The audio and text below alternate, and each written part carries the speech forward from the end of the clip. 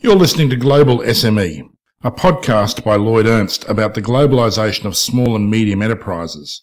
This podcast is his view, but his friends, his competitors, his enemies are all invited to have a say about what's happening in the world of small and medium business as IT and technology create globalisation and it impacts on us all. My name is Wayne Buckler and I'm your studio host. With me, as I said before, Lloyd Ernst. Good morning to you, Lloyd. Hello, Wayne. Lloyd, first of all, can you explain this term? I haven't heard it before. A global SME. Surely that's a conflict in terms. Well, there's a fundamental change which is occurring in small to medium enterprises. We've previously looked at a business as operating in a small geographic location, or maybe a business has been sourcing products from other countries, or more recently, as people have started to advertise on the web, we've started to see small to medium enterprises start to be able to be exporters of their products. Well, there's another fundamental change which is occurring in small to medium enterprises, and it's going to mean a very different business world.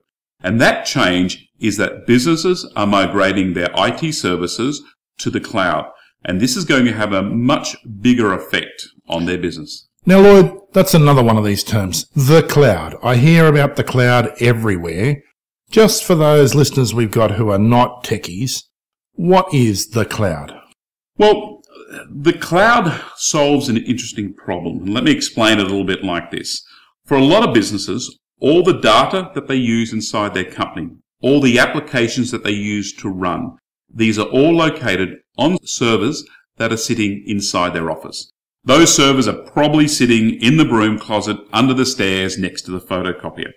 And so when a business starts to use the cloud, what it means is they're moving those applications and the data from those local file servers in their office to a cloud-based service provider.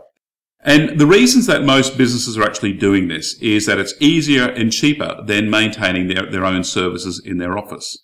So to give you an example of where we see this happening, for instance, you'll have businesses that start to move their accounting programs from the file server to online services like Xero, a cloud-based accounting service. Or they're moving their email from the Exchange server that used to be sitting under that broom closet to Google Docs or Microsoft Office 365. They're moving their files to Dropbox and Live Drive and Jungle Disk. In addition, there's a whole range of new applications that maybe they weren't using that they can start to subscribe to and give access to their staff. Now, Lloyd, one of the effects of that surely is going to be that the data is no longer sitting in the broom closet under the stairs. Does that mean that lots of people can get access to it who are not physically located next to the stairs? Yeah, absolutely. And this is this technology barrier that's coming down. Previously, 5 years ago, if you wanted to have staff that were outside the office access the information that was sitting on those servers, it was actually pretty difficult. You probably had an ADSL connection into the office, and that really doesn't allow people to come in with remote terminal or access the file servers. But as the data moves onto the web, onto the cloud, it doesn't matter where people are. You can access it quickly and easily no matter where your staff are located. So it's this technology barrier coming down that all of a sudden has opened up to this concept about where your staff are located. It sounds like a perfect solution. I'm still a little curious about my original question about global SME. You obviously foresee this not being accessed just by someone in the next suburb, but by someone around the world. Absolutely. And we have a really great example of an IT company in Australia. They're not a large, huge operation. They've only got a few people down there, but they've located an engineer up at CloudStaff, and that engineer is training local technicians to perform server management. It's the basic stuff. It's the patching the servers that needs to happen every month. It's a security check. It's making sure that the memory, the disk, all that sort of stuff is operating correctly. But the great thing about this story is it's Australian expertise training local technicians to service customers in the US and undercut the Indian technology companies. That is a great story, isn't it? It's almost a tagline for someone involved in either education in Australia or export services in Australia. I love the idea they're training local technicians in the Philippines to service customers in the US and then undercut Indian technology companies. That's certainly globalization at its best. Well, and it's also a great story because you just could not simply do this in Australia. You couldn't afford to. The time zones don't work where you need the staff to work. You're just not competitive. But all of a sudden, you're globally competitive because you've got a globally competitive workforce. And it's not about replacing jobs. It's just something that could not be done. Now, Lloyd, if I've got this right, what you're talking about strikes me as being not particularly new. The big four accounting firms and some others have been doing this for maybe 30 or 40 years. They were doing follow the sun call centres around the world and into India and South Africa. As you mentioned, they were putting staff into low wage cost countries and shifting work for those staff to meet that on a 24-hour basis. It was being done by big firms, and they were called multinationals because they were by definition and what they were doing. And now you're saying that, Mr. and Mrs. Average small business in Australia can do this with parts of their workload. 10 years ago, if you wanted to provide a high-speed data link to your staff between Australia and India, it was probably going to cost you something like 20 to 50,000 Australian dollars per month. And obviously that's completely out of the ballpark for any small to medium enterprise. But what we've now found as businesses have moved to the cloud, there's no need to have that expensive dedicated link. Now it's just, let's go to the web, go to netsuite.com, go to zoho.com, bang, there's my data.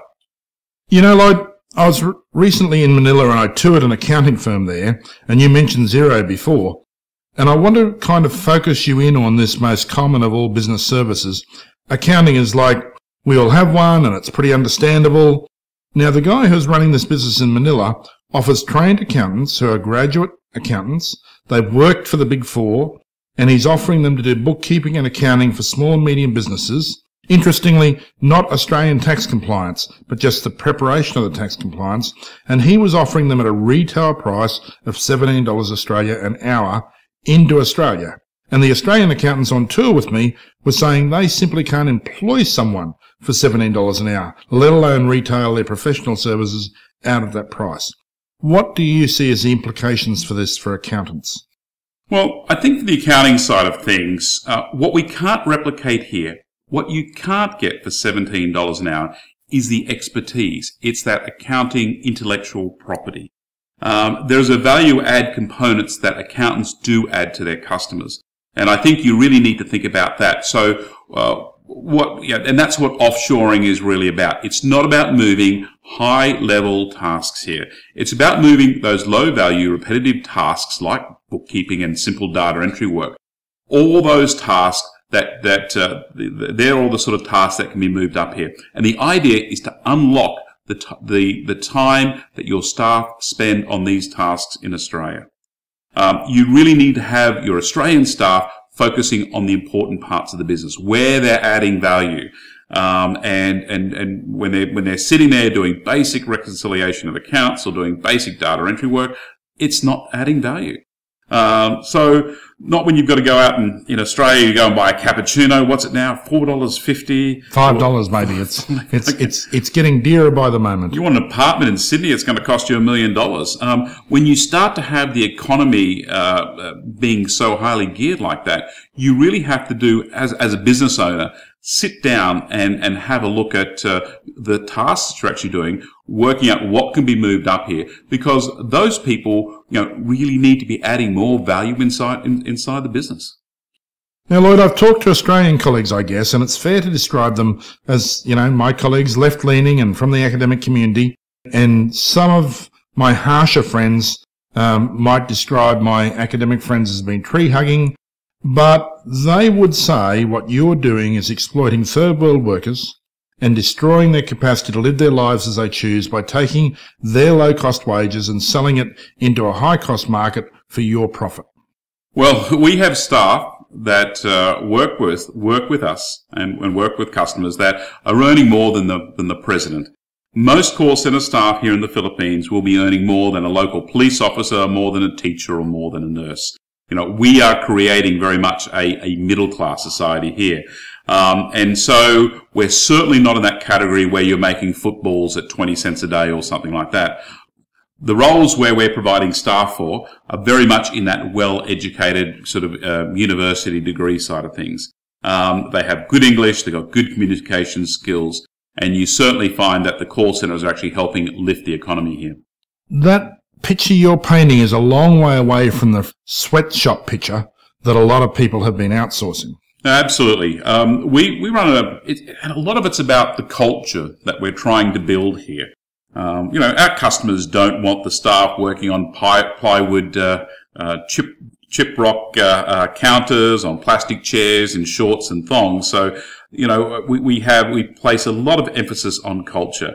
We have a program here which is building the #1 workplace in the Philippines, and it's a goal and something that we strive to get to every single day. So every day at CloudStaff, something happens. Monday, it's massages for the staff. Tuesday, chook lotto. Wednesday, ice cream shakes delivered to your desk. Thursday, it's going to be a free lunch, and Friday, it's beer and chips, all again delivered to your desk. We try to locate our offices in the Philippines, which are close to where the staffs live, and so they have a short commute. Each office even has a concierge, and the staff can use the concierge to pay a phone bill or electricity bill, or go grab them lunch, or do something like that. We also have internal training programs like improving English through to executive leadership courses that are available for the staff. And just about every weekend, there's some company-sponsored social function, bike rides, family days, basketball, bring your parents to lunch day, music and charitable work. We have a great culture, we have a great environment, we do amazing barbecues, and we are a very social company, and we have one of the largest collections of Nerf Guns in the Philippines. Nerf Guns, Lloyd. You have the largest collection of Nerf Guns in the Philippines. Now, these are those toys that shoot the rubber bullets, are they? Yes, correct. So what do? Run around shooting people with rubber bullets? Only the employees that fail to deliver on daily quotas. Oh, okay. Well, that's fair, I guess. We should say, for anyone who's not ever used a Nerf gun, that these are sold as toys for children, and the plastic or rubber bullets they shoot are not the same sort of rubber bullets that they use for riot control. I'm not so sure that it is social, really, to shoot people, even with toy guns, but still, we should make sure that no players were injured in the making of this commercial, Lloyd. Yeah, that's correct. And it's all done in an enjoyable, fun environment. Tell me why you put so much effort into making it a pleasant workplace. If this is about low cost, if this is about facilitating wages exploitation, why are you putting so much effort into making this work? Well, there's evidence that this is all boils down to maintaining a really fantastic culture, because that's also what's associated with staff turnover. In the BPO sector here, this is business process outsourcing. There's probably close to 1 million people in the Philippines that are involved with this particular sector. Wow. Staff turnover in some of the larger BPOs range from between 4 to 8% a month, which is just astronomical. But it's the nature of those businesses. You have to realize that our customers are different. Our customers aren't Telstra, QBE, ANZ or Macquarie Bank. Our customers are small to medium enterprises. And you'll find in large BPOs, such as Telstra and those sort of guys, where you have 30 people, they'll all be working doing one particular role. That could be collections, or it could be answering level 1 tech support questions. But 30 people all doing one role. Our customers need something different. With our customers, it's about having one person doing 30 different things. And so it takes a long time to train, to get all those processes up and running. And so it's very important that we keep the staff and that we minimize staff turnover. Our staff turnover is less than 1% a month. And we attribute a lot of that to where we locate our offices and the culture that we try to build inside there. Lloyd, you mentioned some figures before and they cruised past and then my mind snapped back to them. Were you saying that turnover in BPOs is often 4 to 8% a month? Absolutely. In the larger call centers, that's what it is. That's 50 to 96% a year? Is that what you mean? Correct, yes. That's enormous. And in your organisation, you've got that down to less than 10%, 1% Absolutely. A month. Look, certainly that justifies a lot of Nerf guns. I'll concede that point.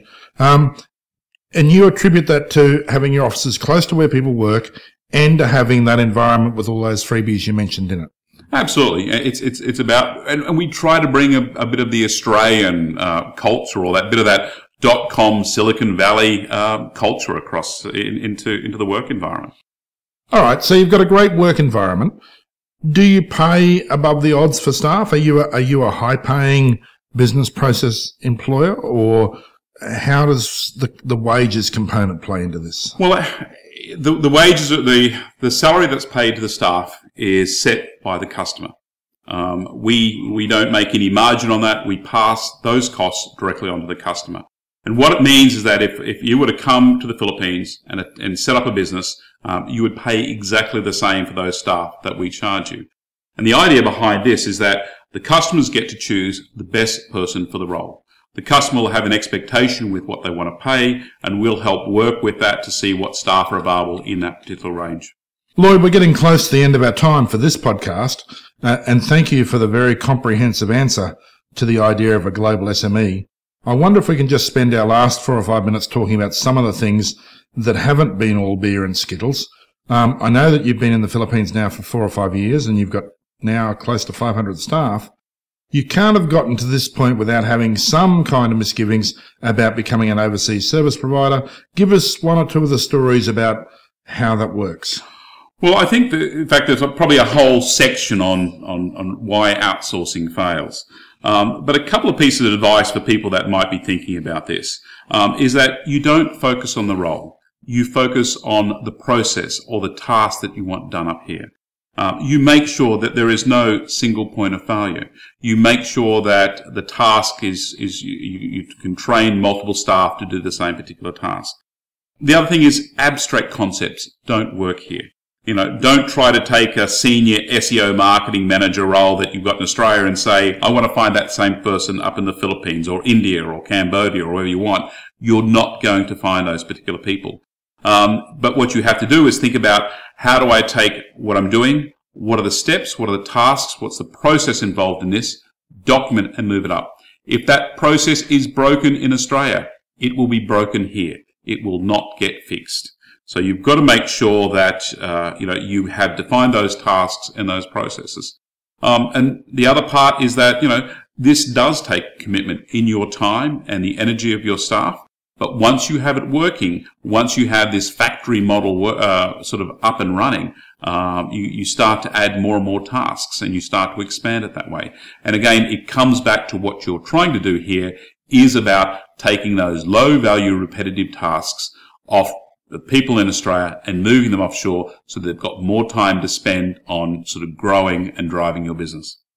Lloyd, where does CloudStaff add value in this? If you say you pass on the wages directly to your customers, and it's going to cost them the same price if they come up here and do it as if they do it through you, what is the value that CloudStaff contributes that makes it worth using them? Okay, and that's a great point. So, well, the big thing that we've already spoken about is culture. We have an absolute killer culture up here when it comes to maintaining and attracting great staff. But we take care of all the HR, all of the management, all of those sort of things. That's the part, the value that we add inside here. When our customers come up here, and we try to, we encourage customers to certainly come up and visit, whether it's, once or twice or 3 times a year. Literally all they do is they focus on the tasks that they're working on with the staff. They don't have to sit there and worry about contracts for new leases or electricity bills or all of that sort of stuff. It's all just taken care of. Taxes, all the employment benefits, all of those things, they just simply focus on their particular aspect of the business. And I think the other interesting part is that a lot of outsourcing does fail the first time, probably about 50% of all attempts. Lloyd, that's extraordinary. 50% is a huge number of failures. Perhaps we can explore that more next week. We've run out of time today, but you've been listening to Lloyd Ernst on his podcast, Global SME. Transcripts of this podcast are available on the website, and we do welcome your feedback and questions. My name is Wayne Buckler. We look forward to you listening next week. Thank you for being with us for this episode. Thank you, Wayne.